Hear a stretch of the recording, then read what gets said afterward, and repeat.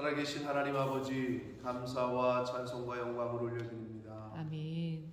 저희들의 생명을 오늘도 연장시켜 주시고 복된 새날을 허락하시고 또 건강도 주셔서 저희들의 발걸음을 아버지의 집으로 향할 수 있도록 마음과 몸을 인도해 주시고 이끌어 주시니 하나님 감사합니다. 아멘. 아버지 하나님, 이 시간 하나님 앞에 나왔사오니 아버지의 얼굴을 구하게 하시고 주님. 하나님의 말씀을 의지하여 오직 주님만 의지하여 오늘 하루를 살아가는 하나님의 백성들 될 수 있도록 은혜 내려 주옵소서. 아멘. 이 시간 말씀을 듣겠사오니 성령 하나님 말씀하여 주시고 아멘. 온전히 하나님의 말씀에 집중할 수 있도록 저희들을 주장하여 주옵소서. 아멘. 예수 그리스도 이름으로 축복하며 기도 올리옵나이다. 아멘. 아멘. 자, 하박국 선지자는 1장과 2장에서 계속 질문과 대답의 형식으로 하나님께 묻고 하나님이 말씀하시는 것을 묵시로 감화감동해 주신 것을 기록하고 있습니다. 그래서 하박국 선지자의 질문은 오늘을 사는 저와 여러분에게도 아마 공통적으로 할 수 있는 그런 똑같이 할 수 있는 질문이 아닌가 싶어요.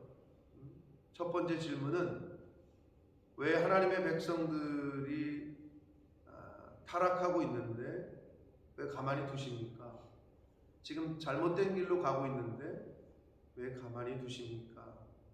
라는 질문이었고, 두 번째는 선민보다도 악한 바벨론이라는 나라가 하나님의 백성들을 유린하고 침략하고 죽이고 포로로 끌고 가고 하는 것에 대해서 이게 과연 합당합니까?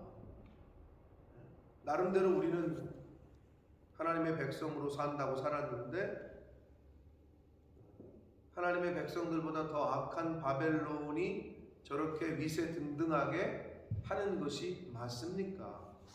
라는 질문을, 두 번째 질문을 어제 했단 말이에요. 어제 말씀에서. 이제 오늘 2장에서는 그 두 번째 질문에 대한 여호와의 응답인데 5절부터 2장 마지막 절까지 해서는 구체적인 하나님의 질문에 대한, 특히 바벨론에 대한 예언의 말씀을 하셔요. 심판의 도구로 쓰여졌던 바벨론이 어떤 범죄를 저질렀고 그리고 그 범죄에 대한 심판은 어떻게 될 거다. 이게 이제 5절 이하부터 나오거든요. 그러면 4절까지에서는 뭐냐? 그 하박국 선지자가 질문하는 것에 대한 직접적인 대답이 아니라 기본적인 자세에 대해서 알려주셔요. 그 질문에 대한 대답이 아니라 조금 동문서답하는 느낌의 대답을 하시는데 그게 뭐냐? 자, 한 절씩 보도록 하겠습니다. 4절밖에 안 되기 때문에. 자, 1절. 내가 내 파수하는 곳에 서며, 파수한다는 것은 그 경계, 이게 지키는 데를 말하죠. 파수대는 적이 침략해 오나 안 오나 이렇게 높은 곳에 올라가서 보초 서는 곳, 그곳에 자기가 서며 성루에 서리라. 하나님의 응답을 간절히 기다리고 바라는 걸 말해요.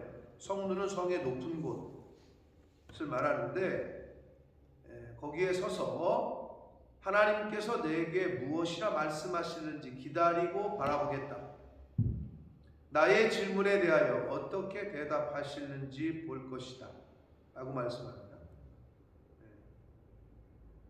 그러니까 하박국 선지자의 그 간절함이 이제 느껴지는데, 사실 기도의 응답은 하나님의 주권에 있습니다.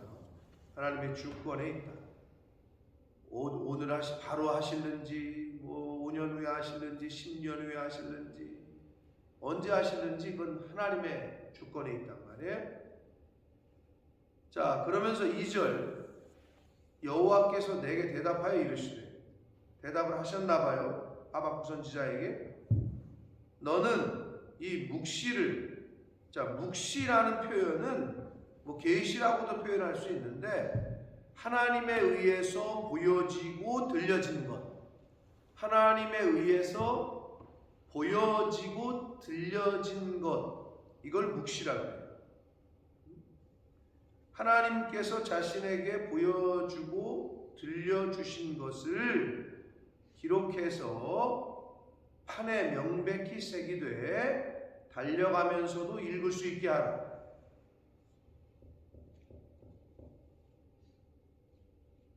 하박국 선지자가 질문한 것에 대한 답은 안 하시고 너는 내가 말한 것을 판에 명백히 새기고 달려가면서도 읽을 수 있게. 자, 일단은 이게 약간 은유적인 표현인데 판에 명백히 새기라는 것은 우리가 마음판 이렇게 표현하잖아요. 마음판, 무슨 뭐 나무 판에다가 새기라는 그런 어떤 그런 의미가 아니라 잘 간직하고 잘 듣고 가슴에 새기라는 걸 의미하고, 달려가면서도 읽을 수 있게라는 하는 표현은 모든 사람들에게 알리라는 뜻이에요. 예를 들어 달려가면서 여러분 글을 읽을 수는 없잖아요. 근데 이 말은 모든 사람이 읽을 수 있도록 하라 라는 의미가 되겠습니다.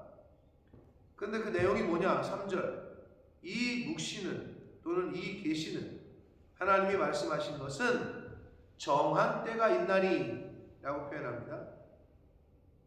정한 때가 있다. 그러면 뭐를 의미하는가? 이 때가, 하나님의 때가 정한 때, 하나님의 시간이 있다는 건데, 1차적으로는 유다의 멸망, 바벨론에 의한 남유다의 멸망을 의미하는 것으로 보고, 또 다른 의미에서는 하나님의 심판의 도구로 쓰여졌던 바벨론의 멸망을 의미하는 것으로도 해석할 수 있겠고, 마지막 세 번째로는 하나님의 마지막 심판, 종말론적인 때, 예수 그리스도께서 오셔서 심판하시는 마지막 그 종말론적인 심판의 때, 그 정한 때, 요 세 가지 해석이 다 가능합니다. 그래서 중요한 건 하나님이 정하셨다는 거고, 그때는 우리가 정한 게 아니라 우리야 빨리 좀 응답해 줬으면 좋겠다, 우리야 빨리 이게 끝냈으면 좋겠다, 이게 이루어졌으면 좋겠다. 근데 우리는 그런데 하나님께서는 정해놓으신 때가 있다는 거예요. 그래서 그 종말이 속히 이르겠고 결코 거짓되지 아니할 것이다. 자, 하나님의 때는 정해져 있고 그리고 속히 이르고 거짓되지 않는다. 비록 더딜지라도 기다리라. 지체되지 않고 반드시 응할 것이다. 이렇게 되어 있어요. 그래서 이 NIV 성경, 영어 성경에는 If it seems slow, it will not be delayed 라고 되어 있어요. 비록 천천히 되게는 보이지만 딜레이 되지는 않을 거다 라고 얘기를 합니다. 아주 정확하게 해석을 했어요. 그러니까 속히 이르겠고 결코 거짓되지 않는데 비록 더디게 보일지는 몰라도 지체되지 않고 반드시 응할 것이다. 중요한 건 그때까지 기다리라는 거죠. 이게 하나님 앞에 기도하는 기도자의 자세입니다. 누누이 말씀드리지만 기다린다는 것은 믿음이 없으면 기다리지 못해요. 여기서 뭐해? 나 친구랑 약속이 있어서 지금 기다리고 있어. 그러면 그 친구가 올 줄 믿고 거기 서서 기다리는 거지. 또는 그 약속 장소에서 앉아서 커피 마시고 있는 거지. 온다는 믿음이 없는데 거기 앉아 있는 사람은 없어요. 친구가 온다라고 믿기 때문에 거기서 기다리는 거예요.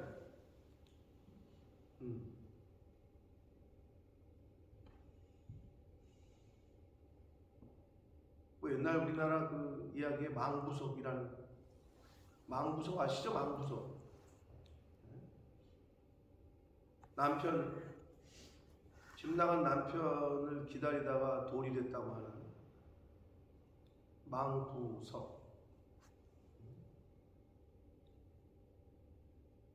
그러니까 기다림의 전제는 온다라고 믿는 사람이 기다릴 수 있어요.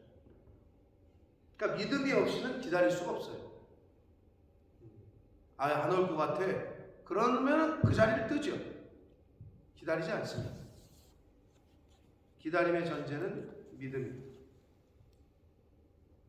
그러면서 4절은 하박국서의 이 말씀의 주제이면서도 사도 바울이 로마서 1장과 갈라디아서 3장에 인용한 말씀이죠. 의인은 믿음으로 말미암아 살리라. 이게 하박국서의 주제인데, 보라, 그의 마음은 교만하며 그 속에서 정직하지 못하나. 바벨론이죠, 이건. 당시에 교만하고 정직하지 않고, 물론 남유다 백성을 표현하는 거다, 이렇게도 볼 수 있지만 문맥상 바벨론으로 봅니다.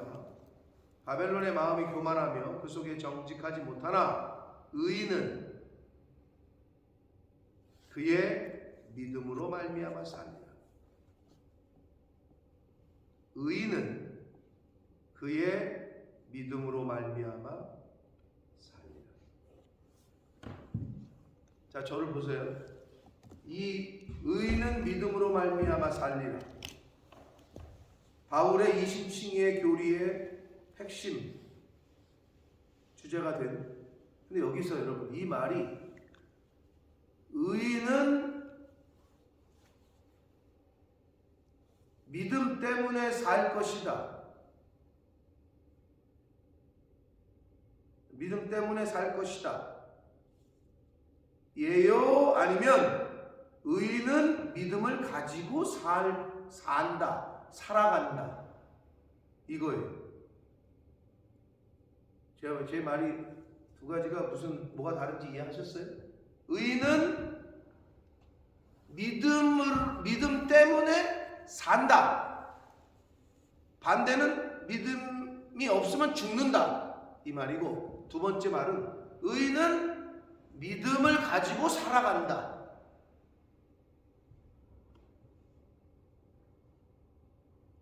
그 두 개가 다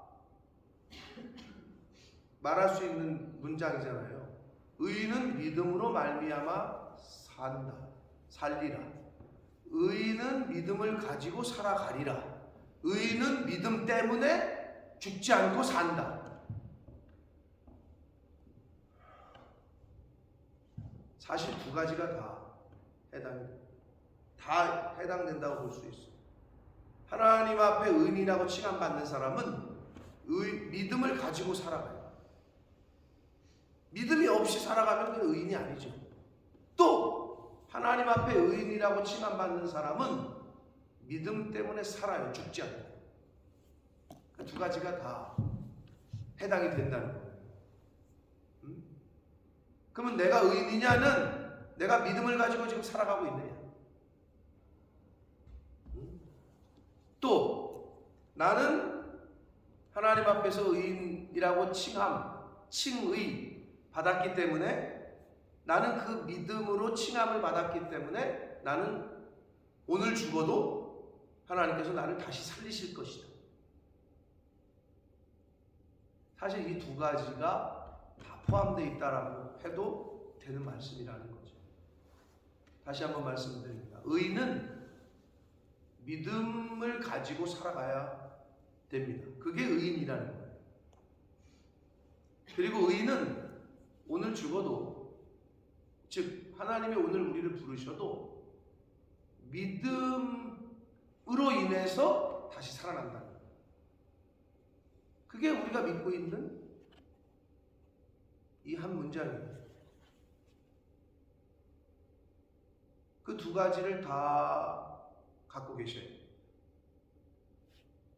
예를 들면 나는 의인이야. 나는 예수 그리스도를 구주로 영접했기 때문에 하나님이 나를 의롭다 칭해 주셨어. 칭의를 받았어. 그래서 나는 죽어도 살아. 좋아요. 근데 그렇게 고백을 한 사람이 믿음으로 행하지는 않아. 즉 믿음으로 살지는 않아. 에? 그걸 어떻게 봐야 되는 거예요? 안 맞잖아요. 그죠? 아니 믿음 때문에 구원을 받았다고 하는데 생활 속에서 의인으로서의 삶이 나타나지는 않아. 즉 믿음으로 살지는 않아. 앞뒤가 안 맞잖아. 그 두 가지가 나에게 다 있어야 된다는 거죠. 즉, 이 의인은 믿음으로 말미암아 살리라, 이것이 그냥 선언적인 표현이 아니라 실제의 생활에서 믿음을 가지고 살아야 된다. 여기까지 나타나야 된다는 거죠. 저와 여러분의 삶 속에서. 그래서 다르구나. 믿음으로 행하는 사람은 다르네. 의인은 다르네. 이게 돼야 되는데 믿음을 가지고 산다고 하는 사람이나 믿음 없이 산다고 하는 사람이나 즉 교회를 다니는 사람이나 교회를 안 다니는 사람이나 똑같다. 이건 안 되는 거죠. 같을 수가 없죠. 어떻게 같을 수가 있어요? 바라보는 목적지가 다른데. 우리는 하나님의 나라와 의를 바라보고 가는 거고, 우리의 인생은. 그들은 자신들의 야망과 자신들의 욕심과 자신들의 바라는 바를 성취하려고 자아실현, 그게 인본주의예요. 네가 하고 싶은 거에 네가 하고 싶은 거를 이루어. 아주 좋은 말이잖아요. 인간에게 자아실현, 자기 개발 너무 좋죠. 하나님과는 상관없단 말이에요. 근데 우리의 삶의 목적은 하나님의 나라와 의를 위해서 하나님이 말씀하신 것을 최대한 더 이루어 드리려고 그렇게 살아가고 있는 거죠. 방향이 달라. 근데 이게 비슷해 보인다? 이건 문제가 있는 거예요. 생명의 길과 사망의 길은 길이 달라요. M25에서 M3 탈 때 사우스햄튼 내려가는 길이랑 런던 쪽으로 올라가는 건 완전히 반대예요. 잘못하면 런던으로 가지 절대 사우스햄튼으로 안 가요. 그럼 런던으로 가는 길을 타본 적이 있으세요? 한 번이라도? 헷갈려 보신 적도 없나? 한 번이라도? 그럼 잘못하면 어떻게 해야 돼? 방법은 단 하나야. 유턴하는 거야. 돌아오는 거야. 돌이키지 않으면 절대 집에 올 수 없어요. 딴 데로 가지. 자, 의인은 믿음으로 말미암아 살리라. 그 문장을 다시 묵상해 보라고. 이게 그러면 믿음 때문에 산다는 거구나. 그래, 나는 믿음이 있으면 구원 받지. 이거 맞죠? 그러면 제가 두 번째 말씀드린 의인은 믿음을 가지고 살아가야 됩니다. 우리의 삶 속에서 믿음의 삶의 열매가 나타나야 된다. 이 두 번째 해석도 저와 여러분에게는 나타나야 되고 있어야 된다는 거예요. 결국 당시의 남유다 백성이 하나님을 향한 믿음이 전혀 보여지질 않았어요. 선민, 즉 택함을 받았대. 즉 구원받았대. 자기는 믿음으로 구원받았대. 오늘날 많은 크리스찬들이 말하는 것처럼. 맞아, 이스라엘 백성들도 택함을 받았어. 근데 하나님이 이렇게 보니까 믿음의 열매가 없고 행동은, 말은 택함을 받았다고 하는데 행동은, 예레미야 때도 그랬잖아요. 우리는 선민이야. 우리는 여기 거룩한 하나님의 임재. 야, 하나님이 우리를 구원하시오. 우리를 도우시오. 그러고 막 행동은 가서 우상 숭배하고 헛짓거리하고 모든 악한 건 다 하고, 그러면서 자기네는 구원받았대. 그게 당시의 이스라엘 백성들에게만 있었던 게 아니라 오늘날 현대 사회에 교회를 다니고 있는 사람들에게서 나타난다고 하는 거예요. 아니, 믿는 사람의 모습이 나타나야지.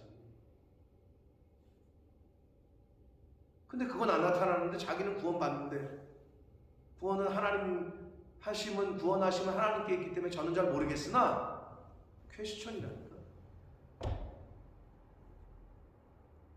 그래서 이 의는 이신칭의의 교리가 그냥 선언적으로 나는 믿기 때문에 구원받아 끝 이게 아니고 믿음을 가지고 살아야 된다니까.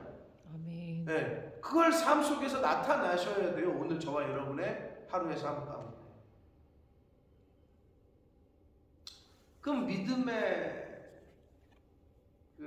가지고 사는다는 게 어떤 거냐? 여러 가지가 얘기될 수 있겠죠. 그러나 성경에서 우리에게 가르쳐 주신 것들을 종합해 보면 성령의 9가지 열매가 여러분 삶 가운데 나타나시면 돼요. 누가 속을 긁었어요? 오래 참으세요.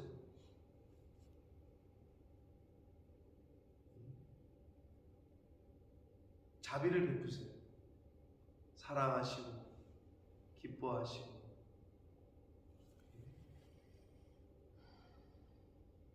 충성은 곧 faithfulness, 신실함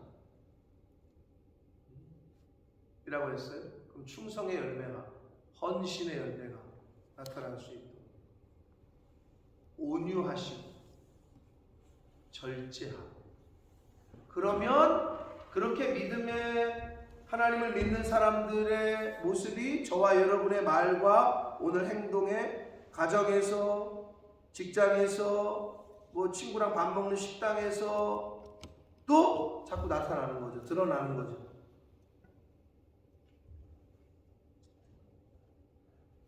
그러니까 결국은 이거는 다른 말로는 기독교적인 용어로 성화의 모습, 성화되어져 간다.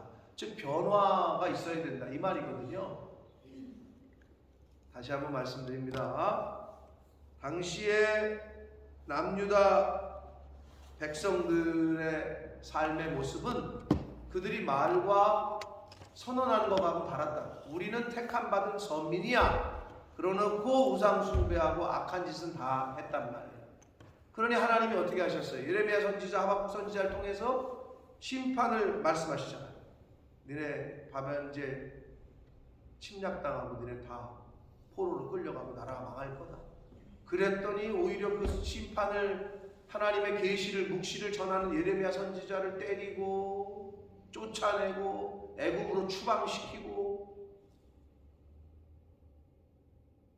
근데 여러분 모양만 다르지 이게 비일비재하게 일어나고 있다니까요. 교회 내에서.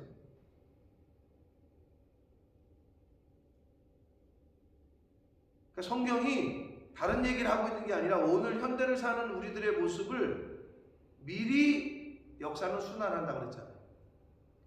미리 보여주고 있는 거예요. 그럼 뭐냐? 다른 교회에서 그랬대? 그게 아니라 내 속에서는 그런 요소가 없는지를 살펴야 되는 거지. 내 안에는 과연 그 요소가 있는지 없는지.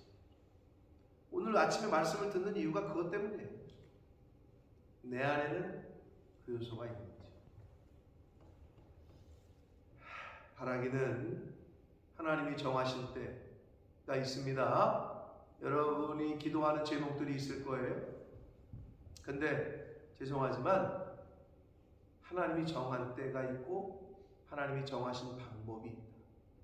하박국 선지자는 뭐예요? 하나님, 우리 백성들, 하나님의 유다, 하나님이 선택하신 이 백성들을 좀 잘 인도해 주시고 이런 악이 좀 떠나가게 해주시고 악한 길에서 돌이키게 해주시고, 이거를 하나님 앞에 질문하고 물었는데 하나님께서는 심판을 말씀하셔요. 그 말은 뭐예요? 그게 하나님의 방법이에요. 그렇게 하시잖아요. 그래서 바벨론 몇 년? 바벨론 포로 몇 년? 70년. 그 70년 동안 하나님이 필터링을 해. 걸러서. 그래서 어떻게? 돌아오게 하셨죠. 바벨론 포로 귀환. 돌아오게 하셨어. 근데 거기서도 우린 역사 속에서 봤어요. 안 돌아오고 남아. 하나님이 분명히 포로 귀환이라는, 이제는 다시 집으로 고향으로 오게끔 하는 은혜를 주셨는데, 거기서 이제 터잡고 있는데 뭘 가냐, 여기도 줬사오니, 그런 사람은 그냥 거기에 남아있는 거고, 돌아와서 뭐 했죠? 그러면 돌아온 사람들이 처음에 한 게 뭐예요? 성벽을 재건하고 하나님의 성전을 건축하는 일을 했잖아요. 그게 우리에게 주시는 최고의 계시성인 거예요. 그러면 우리가 성전을 건축해야 되나? 그것도 맞지만 하나님 중심, 교회 중심, 그리고 성전은 신약에 와서 뭐래? 누가 성전이야? 내가 성전이야. 나를 바로 세워야 되는 거지. 나라는 나를 바로 세워야 돼. 이렇게 이어지는 거예요. 지금 역사가, 이스라엘 역사가. 그게 현대 오늘날 하나님을 믿는다 하면서 세상에서 똑같이 사는 사람들 하나님이 어떻게 하셔요? 이제 심판하셔요. 여러 가지 방법으로. 근데 죽이시진 않아. 버리시진 않아. 하나님의 약속은 변함이 없기 때문에. 한 번 택했으면 버리시진 않아. 그러나 심판을 하셔. 망하게도 하시고 포로로 끌려가게도 하시고. 근데 때가 되면 돌아오게 하셔. 돌아올 수 있는 기회를 주셔. 그럼 돌아오면 뭐 해야 돼? 나를 고쳐야지. 내 안에 무너진 하나님의 성전에 무너진 부분을 고쳐야 되지. 근데 나라는 나를 눈에 보이지 않는 성전을 건축하는 건 다시 수축하는 건 너무 힘들어. 왜? 내 안에 보이지 않는 나의 못된 습성과 여러분 식성이 잘 바뀌어요? 근데 그런 걸 바꿔야 되거든. 내 안에 있는 욕심과 탐심과 이기심과 질투와 미움과 시기와 이걸 다 내려놔야 되거든. 근데 잘 안 내려지거든.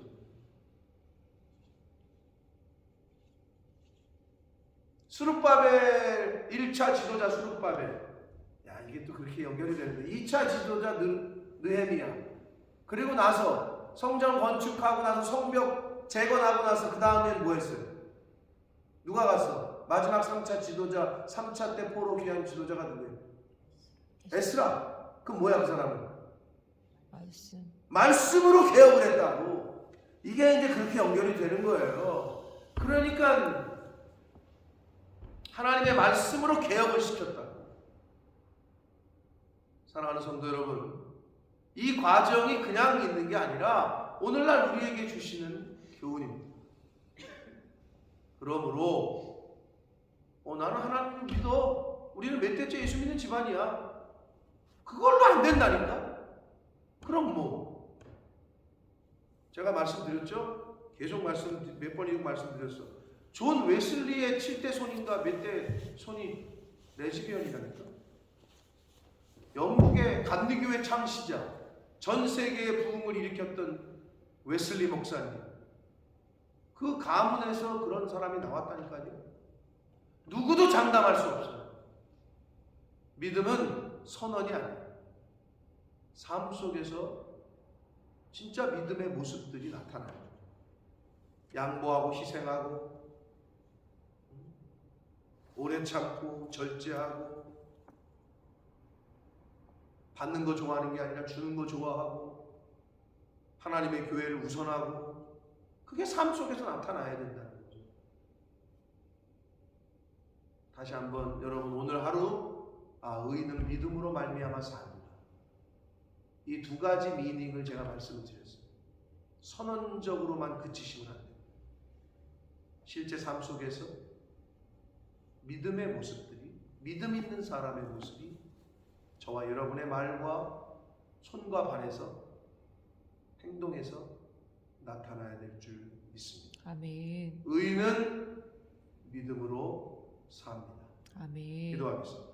살아계신 하나님 아버지, 감사와 찬송과 영광을 올려드립니다.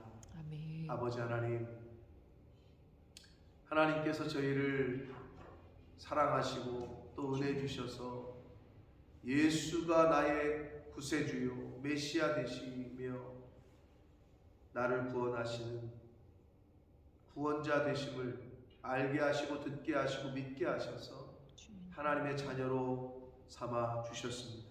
아멘. 하나님 아버지 감사합니다. 아멘. 그러나 그 믿음의 그 선언적인 나는 예수 믿기 때문에 구원받아.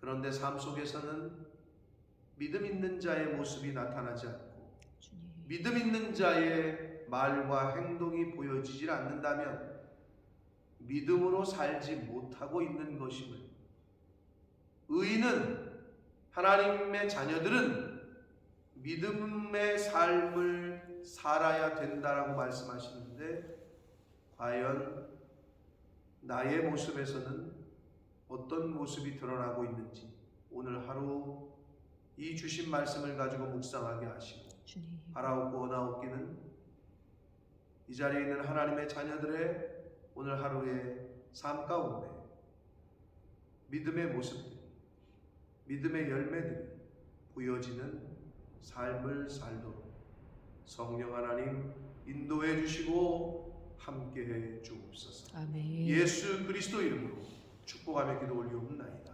아멘.